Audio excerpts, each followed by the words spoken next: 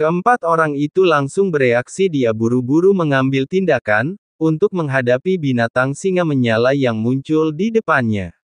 Di platform Xiaoyan, setelah membunuh binatang singa itu, buaya raksasa setinggi 100 kaki lainnya muncul. Xiaoyan maju selangkah saat kepalan cahaya keemasan jatuh. Buaya raksasa ini langsung kaget kemudian meledak menjadi titik cahaya yang tak terhitung jumlahnya.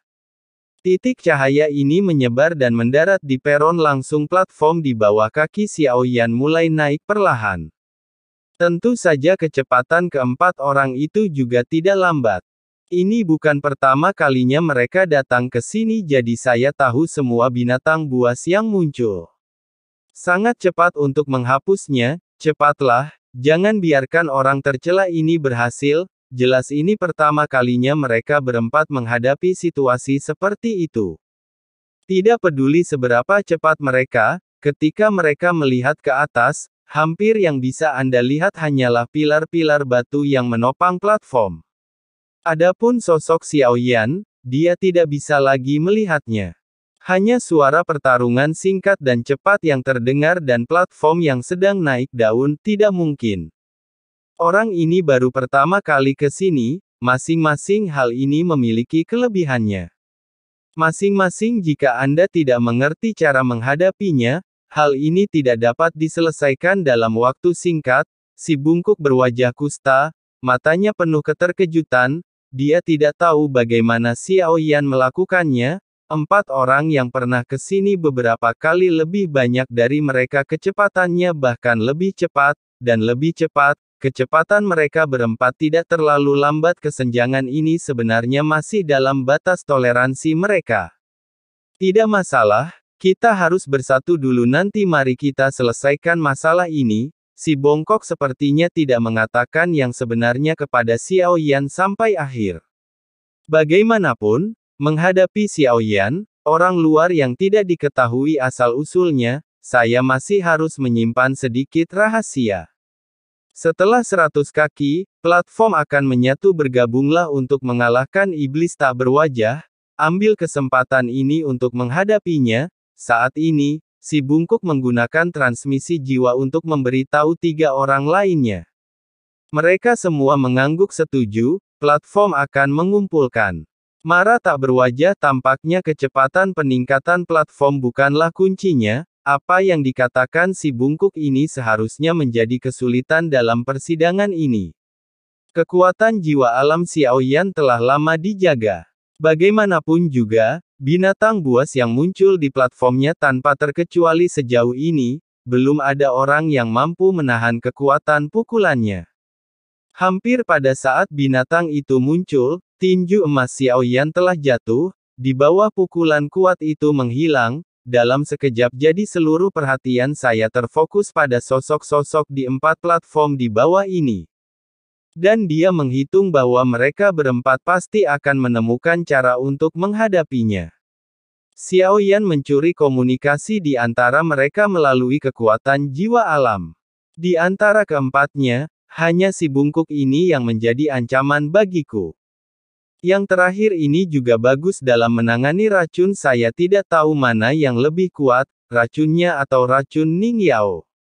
Dan kami sangat ingin menyempurnakan pil pemecah racun Tianling ini.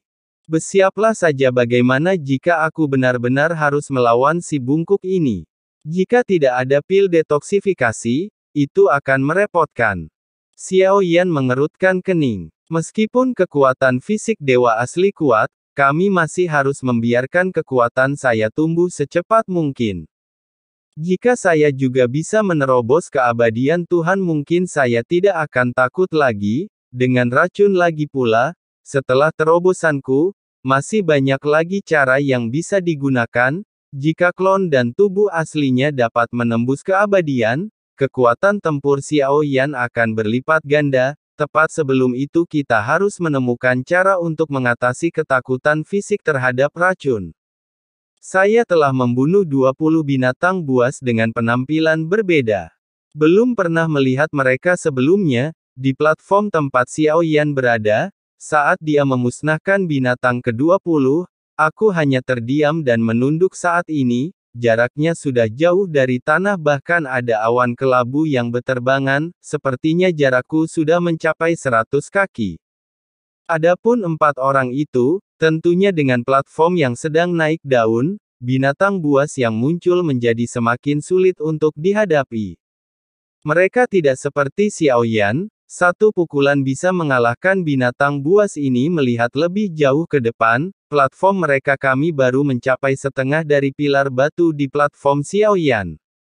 Semua orang berjuang keras ada juga keberuntungan yang terlibat sambil menunggu, Xiao Yan duduk bersila lihat-lihat melihat tidak jauh dari mereka pilar batu yang lebih besar yang mencapai langit hingga saat ini, Xiao Yan masih belum bisa mencapai puncak. Pilar Tianjun ini pasti merupakan harta karun, tapi saya tidak tahu apakah keberadaannya benar atau salah. Bisakah Anda mengambilnya setelah Anda mendapatkannya? Lihatlah pilar Tianjun ini alasan kenapa bentuknya seperti pilar batu, itu ditutupi dengan lapisan debu yang ditinggalkan oleh akumulasi waktu di permukaannya. Benar-benar mengaburkan tampilan aslinya melihat pilar Tianjun yang besar ini. Xiao Yan cukup tertarik. Senjata yang sangat besar itu sangat cocok dengan tubuh dewa aslinya. Saat Xiao Yan sedang berpikir platform 4 orang secara bertahap meningkat hampir tiba, kita berempat harus bergabung, dia datang lebih awal ini akan dipulihkan di sini, yang terbaik adalah bekerja sama untuk membunuh mereka terlebih dahulu untuk menghindari masalah. Si bungkuk memperingatkan mereka berjuang untuk membunuh binatang buas yang terus muncul, di hadapan mereka dan Xiao Yan sudah berdiri di posisi Baizhang. Menurut pendapat mereka, Xiao Yan sudah pulih faktanya, Xiao Yan tidak mengalami kerugian sama sekali. Bahkan tidak terluka sedikit pun di sisi lain, meski keempat orang ini adalah dewa abadi, namun dia tidak lemah menghadapi binatang buas yang muncul. Tentu saja, itu tidak bisa dihilangkan secara instan seperti Xiao Yan. Jadi ada lebih banyak atau lebih sedikit kerugian, menyebabkan beberapa luka ringan, sambil menunggu Xiao Yan mengeluarkan kuali obatnya terus perbaiki obatnya keempat, ramuan yang dipercayakan adalah ramuan Jiulong Zenyang. Obat mujarab ini tidak terlalu rumit hanya saja bahan obat ini memang terlihat agak tidak sedap dipandang. Xiao Yan mengeluarkan bahan obat yang diperlukan untuk menyempurnakan pil 9 naga yang sejati. Saat cambuk naga besar muncul di depan Xiao Yan, di samping itu masih banyak lagi.